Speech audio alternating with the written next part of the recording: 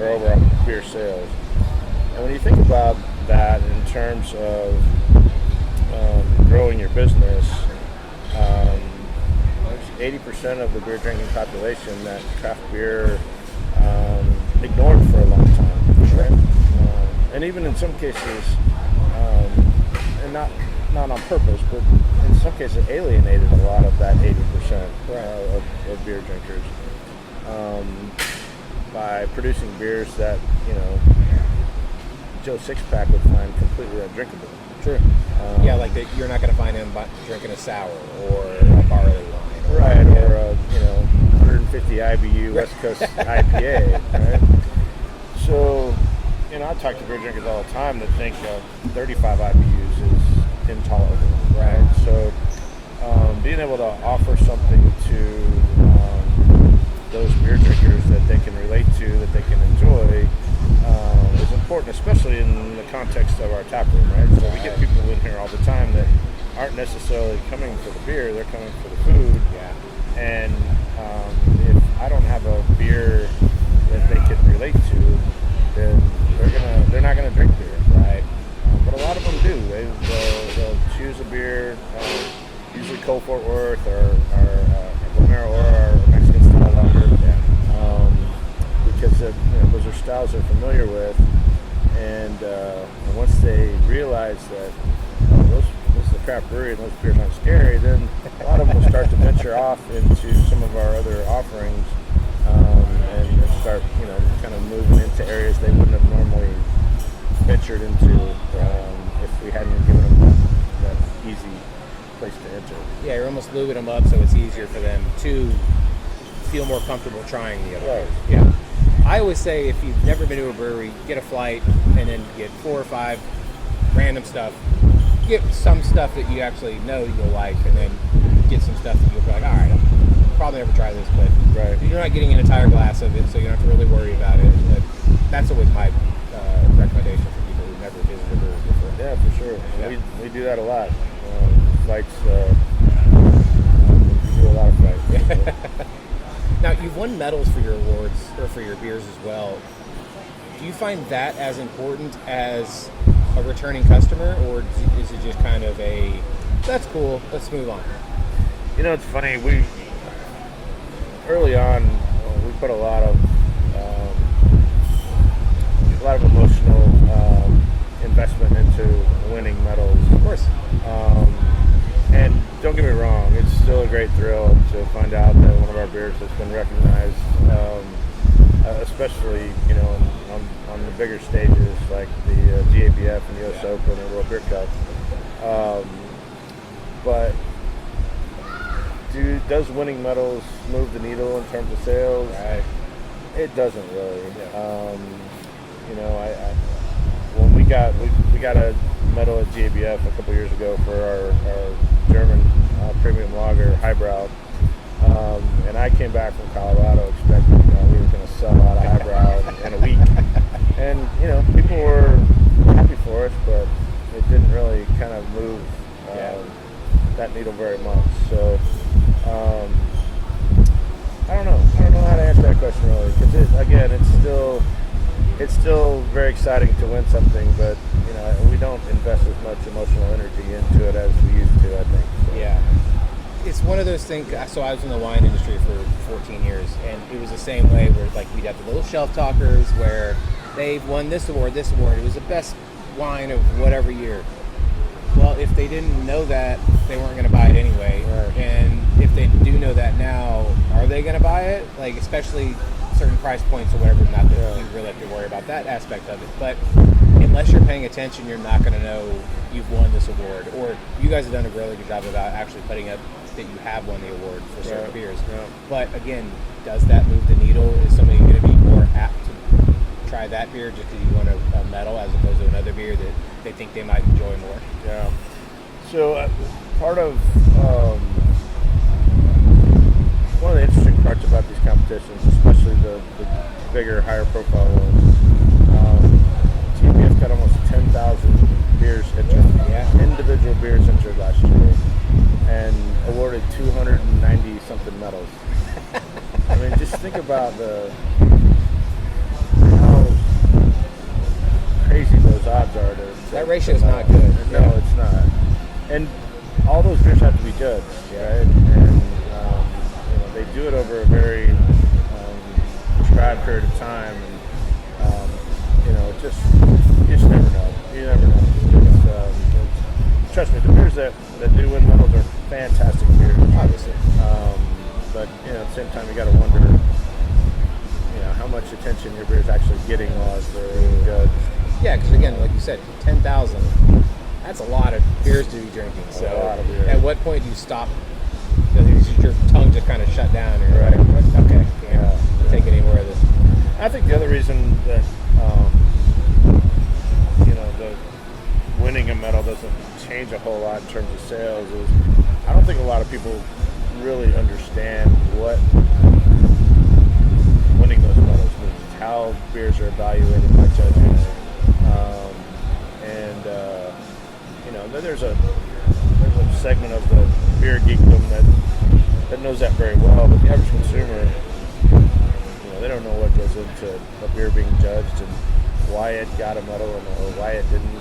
Right. At the end of the day, I always tell people that the best beer in the world is the one that is in your glass that you enjoy drinking. And at the end of the day, if the beer's selling and selling well, then whether it has a medal or not doesn't make a bunch of difference to us. True. Ultimately, so. And I have heard that the lager category had gotten so big that it was like the most dominant category in the entire GBA. Well, there's I don't remember how many, but almost a third plus of the categories are different styles of lagers. Right, so, exactly. And they've been growing every year. It's so nuts. Now, I was over at Denton County Brewing Company, and they were talking about your bright stand that you guys do here. They called it the cow stand. Can you explain to people what exactly the bright stand is? And have you thought about renaming it the cow stand? Oh my goodness. So when we keg beer, right, there's a sight glass attached to the bright tank, Right. so we can see what the beer looks like coming out of the tank. And there's a long hose that's attached to a keg coupler. Well, when that last keg is done, there's a good amount of beer that's in that hose and sight glass. So rather than just dump it down the drain, we would hold one end of the hose up, open up the valve, and shotgun the contents of that. So the Denton County crew happened to be here one day while we were kegging. They were having a little field trip, and we invited them back to enjoy a bright stand with us. It was pretty fun. I would imagine, yeah. That's a good crew over there. I like those guys a lot. I had to ask about it because they brought it up, and I was like, I didn't know that was a thing over here. So now, I don't know if you can or how much you could say about it, but you just had opened a second location over in South Lake. Unfortunately, you guys had to close it down. Can you go into what happened, or is it still kind of a... Nothing really happened. Okay. It just, our lease was up, and we couldn't come to an agreement with the landlord on an So it extension. was a landlord situation, wasn't it? They're rightly, proud of their real estate over there, Sure. and it wasn't a situation that we could get that was favorable terms for us, but favorable for them too. So we just decided to walk away and take a look at possibly down the road finding another space up there. But for now, it is closed and for the foreseeable future. How long were you guys in there? A little over a year and a half. So, How did that second location do for you? it was a pretty good spot. I mean, we learned a lot. Of course. We went into it really expecting to prove a concept to ourselves because we had always wanted to have that satellite kind of operation. And I think we accomplished that goal for sure. Yeah. It was definitely a good learning experience for us, and we're hoping to replicate it going forward.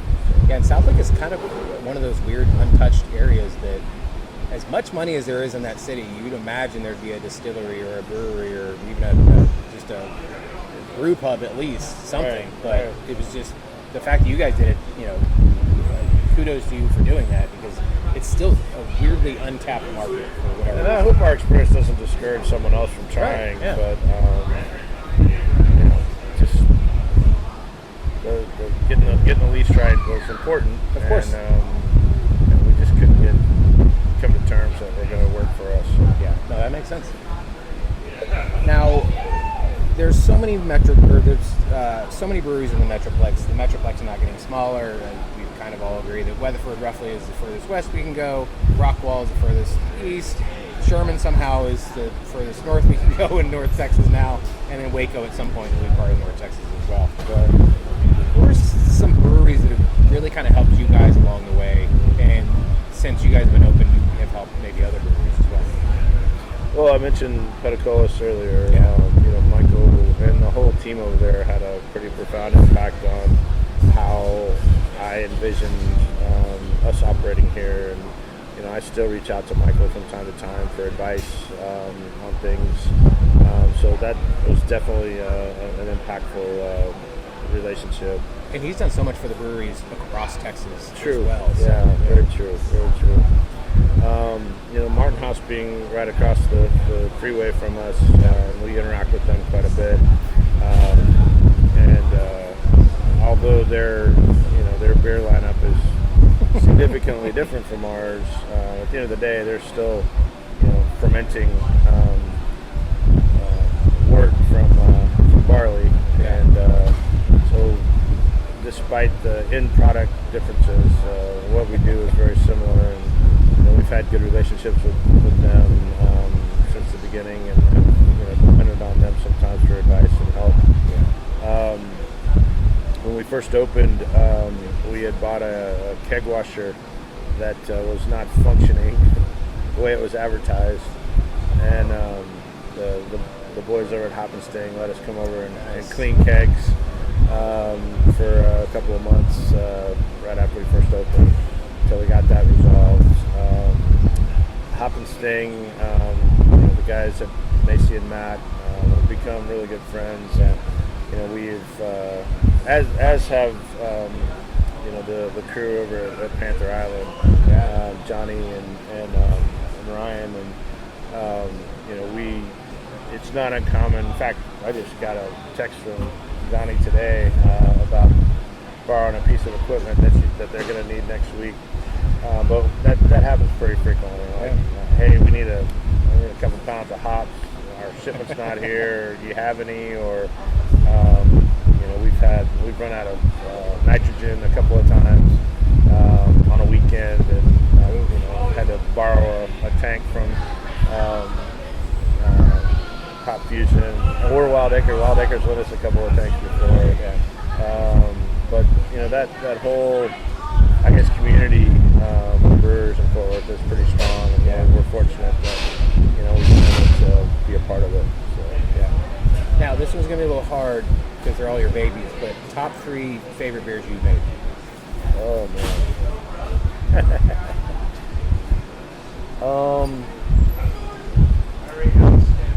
So the beer that I drink more than anything else is Highbrow. That is our German style premium lager. We refer to it back in the brew house as the brewer's beer, because that's all of us. That's what we drink more than anything. Horse with No Name is our original India Pale Lager. It's still, in my opinion, one of the best beers we make, even though it's been around for a long time, over 3 years at this point. But that beer just never fails to satisfy. I don't drink as much hoppy beer as I used to, but when I'm in the mood for hops, that's usually where I turn. And then one of our newer beers is Hundo P, which is our Pilsner. Okay. It's an American-style Pilsner, and we use a different hop in it every time we brew it. Really?